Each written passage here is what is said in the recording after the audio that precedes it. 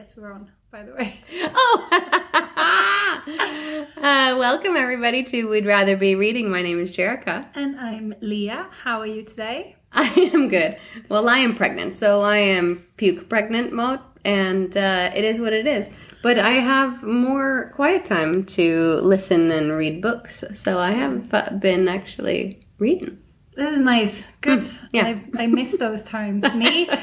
Oh my God, I don't know what happened. Vacation over, and then it was just like madness. But, true. you know, whatever. We're coping.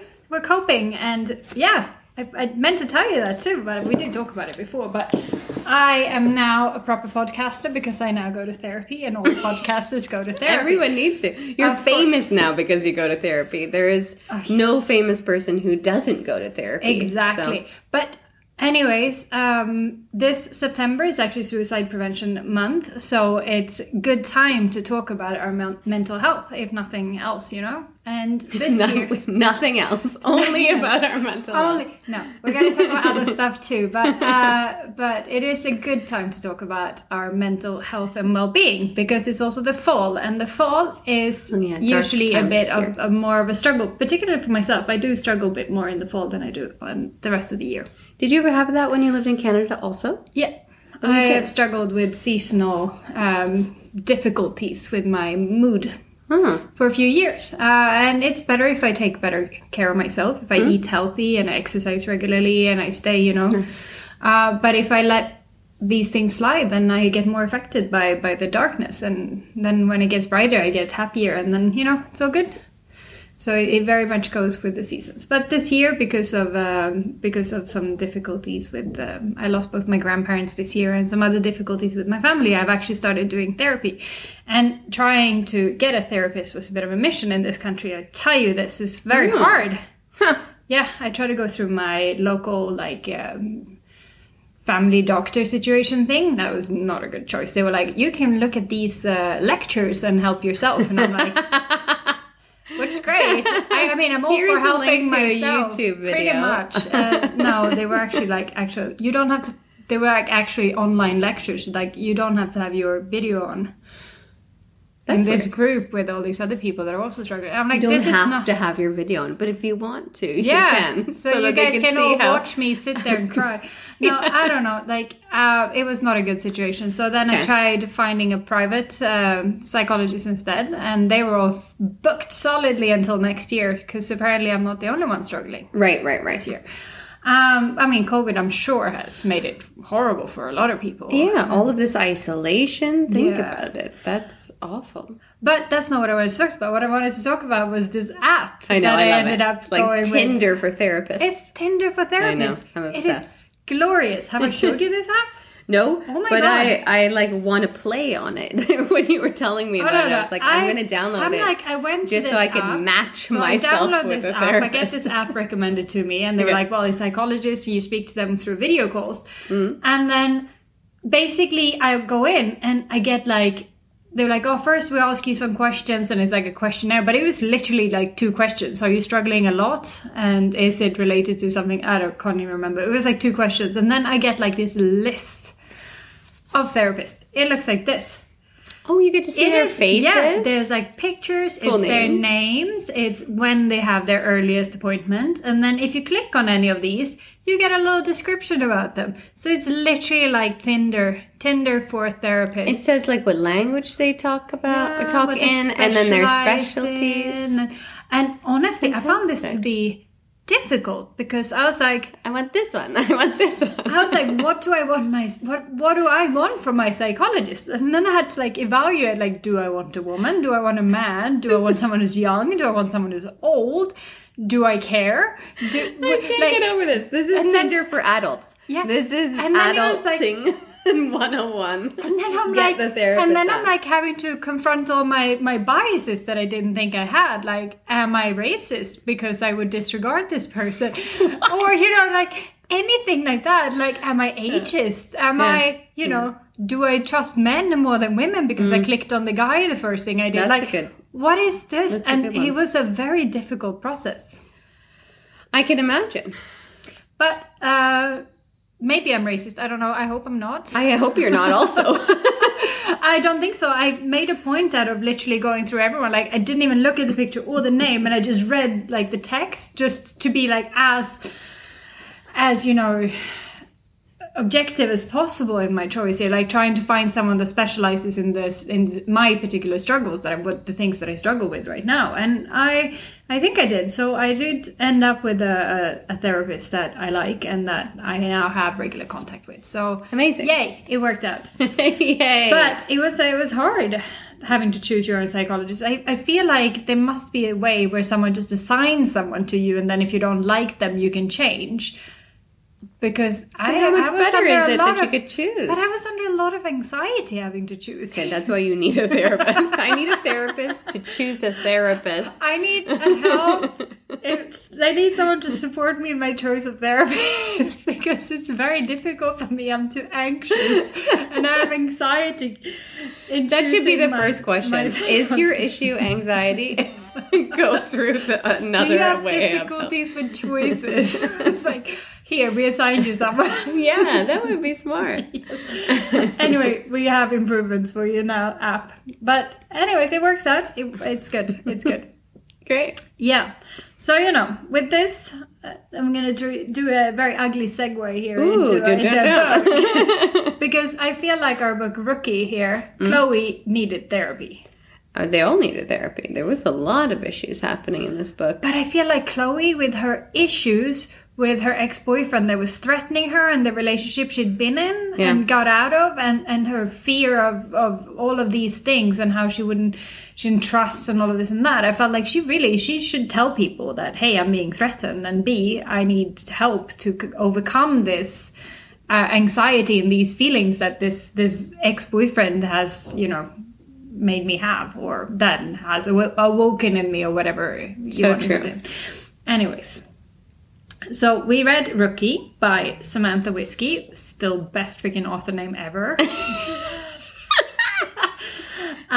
Which was exactly what I predicted it to be. You really nailed it. Even the very ending where you predicted a pregnancy prediction, and I was like, what the fuck? How did Leah get this? Like, what a random oddball thing. But like, okay, I guess they're older, but yeah, no, I predicted the relationship was so off. And then baby. I predicted that Chloe's terrible secret that was keeping them apart was something trivial that should not have kept them apart. I was correct. Her secret was that her mom was struggling with dementia and that her ex-boyfriend had been controlling and was threatening her. Which is both things. I feel like, hey, tell someone. They will support you. Yeah. You can get help with this.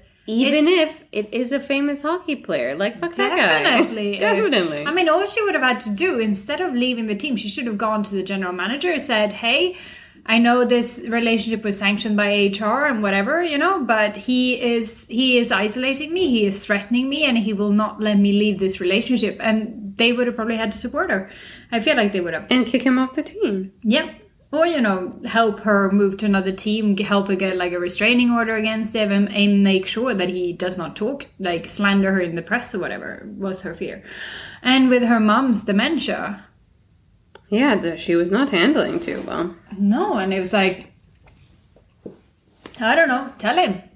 It's probably maybe a good thing that she didn't tell Bentley there when they were really young, and he would have stayed. He would have stayed. Like this, but then it could have been something that she could have talked to him afterwards. Like, hey, you remember when I chose not to go with you? It was because of this reason.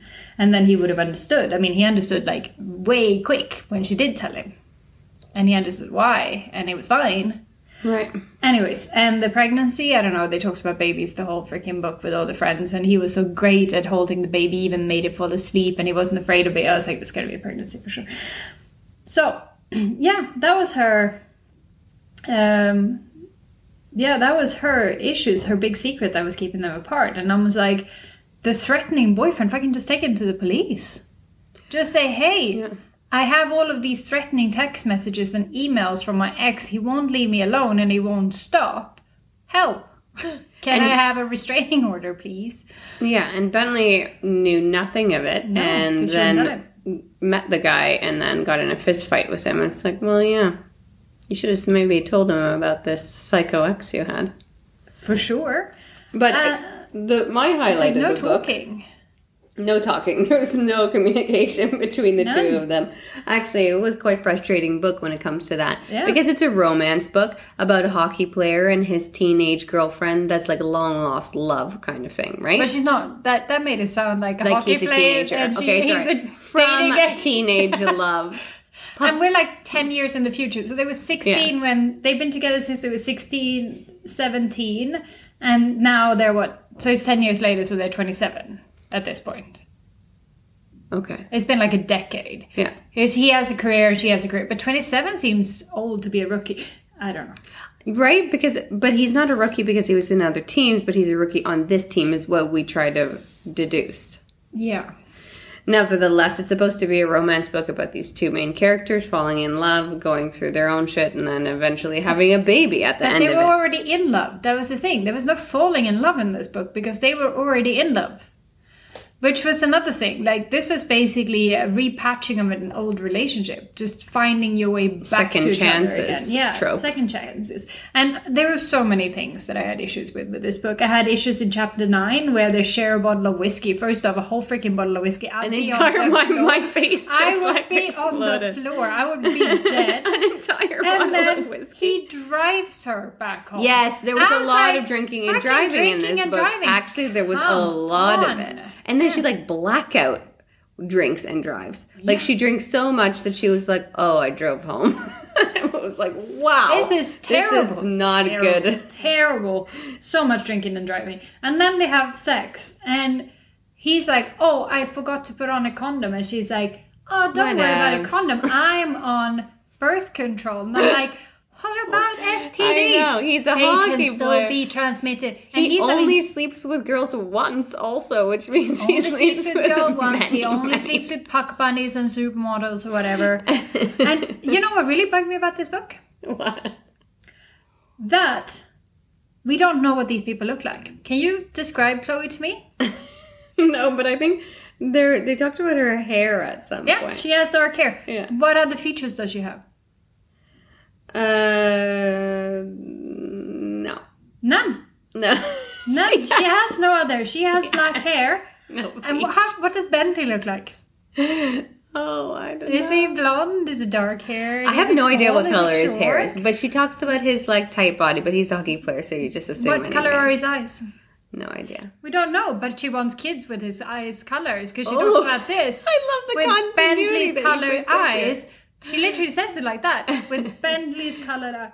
Bentley colored eyes. Yeah. That's the new color. With his eye color, whatever, dreams with, no, with her color hair and his color eyes. My favorite part about that exact thing is that we complain about other books, how they're like green eyes, green eyes, green eyes. And you're like, I wonder what color his eyes are. Yeah, but I mean, there's a fine line here. Because I think there's a time and place for not describing and for when to describe. Because my favorite books, like The Knife of Nelva, Letting Go, and like this whole series, Chaos Walking, at no point are the characters described. Like, you have no idea what the main characters look like. And that's 3 solid, full-on books. And at the end of it, they've not been described once. And he will say that he finds her beautiful. But that's just his opinion of her, and there's no description. And it's one of those things that I really like about that book, because I have a very clear picture in my head of what they should look like, which when I then saw that horrible adaptation of a movie of it was not at all even remotely close. But whatever, it doesn't matter. That was a bad adaptation regardless. But I find in romance books, which are so very like, it's a lot of he's so ripped, his abs, his butt, her butt, her boobs, whatever, like it's a lot of that, and just like a quick description of what you're actually looking like is not out of place in a book like this. But they don't talk about it at all. But you know what they do say a lot in the book? Are you ready for it? Sharks, Ontario, Canada, bent. Yeah. Like, I'm pretty sure every 5th word is one of those words. And it was being drilled in my head the entire time. And I was like throwing my AirPods across the room. I cannot hear Ontario one more time. Even though I technically come from Quebec. But even though I have lived large part of my life in Ontario, do I never want to hear that word again after this book Yeah. No, it was repetitive, and it was very predictable. Yeah. Like very, very predictable. And it was so many, like, it was falling into place so fast. Of she meets the girlfriends of his friends once, and they're like friends. You are now part of our family, and we love you, and we're now best friends. Like, yeah, fair enough. Maybe they're deprived, but there was also a lot of like glorifying drinking to the point of where I was like, I don't think this is healthy. I think maybe the author was thinking that this book will become a drinking game for how often they say Ontario. How drunk we would or be. Or bent. If we drank whiskey and this drank every time. We could do this in a day, and then we'd have to drink whatever they're drinking and take a sip every time they say one of those words. Bent. Imagine, we'd both be on the floor like 20 minutes in. We should be dying. No. It'd be dead. Dead. It's alcohol poisoning. So much poisoning. Poison. Okay, well. All right, but final thing about this book. Final thing. This is the last ever. The pregnancy. Yeah? Yeah. She spent some time talking about how her mother's dementia is hereditary. But no point do they even remotely take this into the consideration when talking about, like, when she's pregnant. And also, it really bugged me how Bent was all like, Archer was the other guy, the threatening ex. He asked her to marry, and she said yes to him. And then his whole plot in getting her back is he talks to Coach, gets the blessing, whatever. Coach talks to him and gives him the blessing for them to be together. And what does he do? He goes and asks her to marry him. This is like literally the first thing he did. He was like, well, Coach said I could do it. Coach said yes. Do you say yes? Me hockey player. I don't know. This is exactly what happened. It's kind of realistic. Oh, God. They took it from a real life scenario. All right, good. Leaving this book forever behind. Bye, Rookie. Bye, Rookie. Bye. Say that if you want a very quick read that's extremely predictable, do go and read Rookie by Samantha Whiskey. But now we are moving on to our next book, and we're going to start by harshly judging this book by its cover. Because, oh my God, this is the ugliest freaking cover I've seen. I gotta say, this is my turn to pick the book, and I was like, yay, fantasy. And, I have a list of these, but I could never choose this book because of the cover. And I think you were also like, all right. Like, if I got him, I got him. Like, really? And then I read about it, and it's really highly rated, and I mean, after starting to read it, I understand why. But oh my God, this cover! Like, someone should redesign it. So the cover. Actually, we're gonna probably say what the book is first. The book is The Bridge Kingdom by Danielle L. Jensen. And the cover of the book that we have, I think we both have this cover. Do you have this cover too? Yes, yeah. I do. It is. It looks like a watercolor painting. I was gonna say she has no actual face, no actual body. She has no features. He's just he looks old though. If you look closely, like he looks like an old man. Great. Yeah, you're right. It looks like a watercolor painting, not a particularly good watercolor painting. Her neck is very, very long. Like I said, there's no real shoulders, definition of a body. It just looks like it might be a woman. It could be a deer. It's probably a blonde woman standing in misty. It's got to be mist here. There's some islands behind her, maybe a bridge. I'm guessing it's a bridge. Is it? By the is name. That wooden thing supposed to be the bridge in the background? I think it's bridge with. Good lordy! Good lord! And we have a guy standing with his back towards us. He looks like a grandfather with his graying hair here. He's got a lot of clothes. Maybe it's her dad. Maybe it's her dad. It could be her dad. Maybe. Anyways, she's dressed in a gown. Terrible, terrible cover. There's also another cover, which more definition to this cover though. This is more graphic. More like someone used a pencil instead of watercolor. It is a woman and a man, and she's holding a knife behind her back. And she looks pretty sexy, I must say. Yeah. And the guy, not. And he has a terrible bow and arrow behind his back. And immediately I want to say, she's going to stab you. And you cannot beat her with those arrows at this close distance. So he doesn't even have his bow. He just has the arrows at He this looks point, like a wuss immediately in this cover. Yeah. Terrible cover. I'm sorry. Anyways, so the covers are both. Would you pick this up based on this cover? Never. I would see this book cover and I would say, "Oh, that's awful. This is going to be a shit book," or this is for like teenagers and it's not meant to be any romance and things like that. I also thought maybe comic booky. The second cover, it could have been like a graphic novel kind of thing. Anyways. So the book is The Bridge Kingdom by Danielle L. Jensen, and it starts intense. Actually, it starts like amazing. You're like, it starts wait intense. A second. This like this is like prank? Laura. We follow a main girl. Pranks? Our main girl is Laura. She's the daughter of the king of Maridrina. Maridrina. We're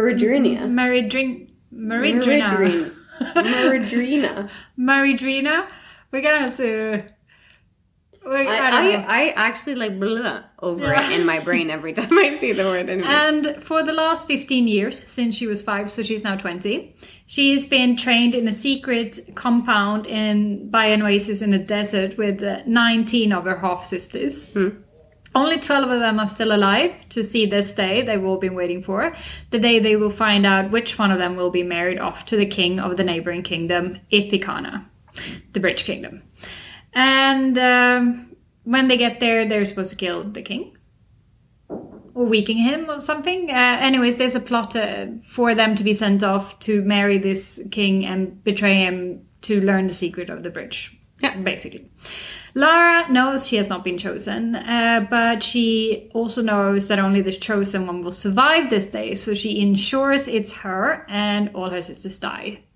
And this is chapter 1. She poisons them all. All their soup. She, in fact, also poisons her own soup. No, she poisons the spoons. Yeah. So she poisons all the spoons, but she has been training herself eating she's been these microdosing microdosing, so she's getting used to it. Yeah. But she kills all of her sisters. 12 of them. 11 sisters. Okay. Yeah, they were 12 altogether. Well... They all die. And all of the sisters are the same age as her, and they all have the same eye colors, and they're all daughters of the king's wives. So this king's got to have a shit ton of wives. Wait. Oh, yeah, okay.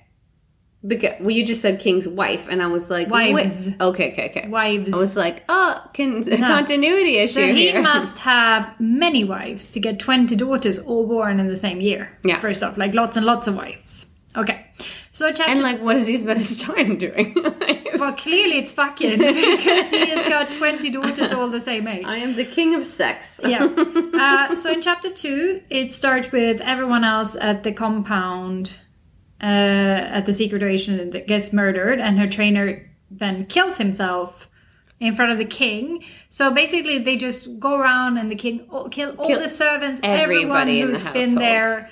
And then he kills himself. All the trainers and stuff, and he just kills himself. He just stabs a knife in his throat or something like that. The only people alive are... It's like the king... And the magpie. The magpie, which is like his advisor, his spy master, or whatever. And then whatever retinue they had of soldiers that's going to bring them back. Right. And they will probably get killed along the way too. Yeah. In chapter 3, turns out she didn't actually kill her sister. She just drugged them. So they appeared dead, but they were not, and they can now live their own lives. She has to learn a code so she can communicate in invisible ink with her father in the only correspondence between their kingdoms, which is through the king's official messages. On the trip from the desert to the water, where she's going to be on a boat to go to the Bridge Kingdom, she sees all of her people and they're starving, and the king says it's because of Ithacana's rule over the bridge that's making trade difficult and that everything's too expensive. So that's why she's basically saying that the king of Ithacana is starving her people. And then she gets put on a boat and she knows she can never return because her father will kill her to keep this plot a secret for forever. So yeah, this is 3 chapters. I was like, what the... intense. Yeah. I was in there. I was ready to read on.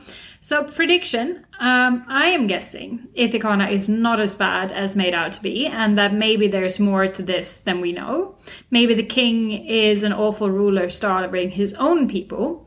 He did plot to have his own kids killed after all, so that's kind of saying that he's not a great person. I think the king that Lara will marry, the king of Ithacana, will maybe a true love match, and that she'll fall for him and learn to see things from his perspective. And that then there will probably be a war or fighting, and I think her sisters will come back to play a role. This is my prediction. I wrote, Laura's a straight up stone cold psychopath, and I love her.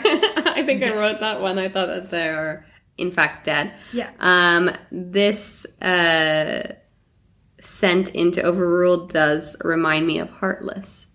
You remember that, like, where we dubbed that book Heartless? Oh, yeah, trilogy? Bring Me Their Hearts. Bring Me Their Hearts. She was also souls. Sent Find in. me their bones. Yeah. Send me their souls. Yeah.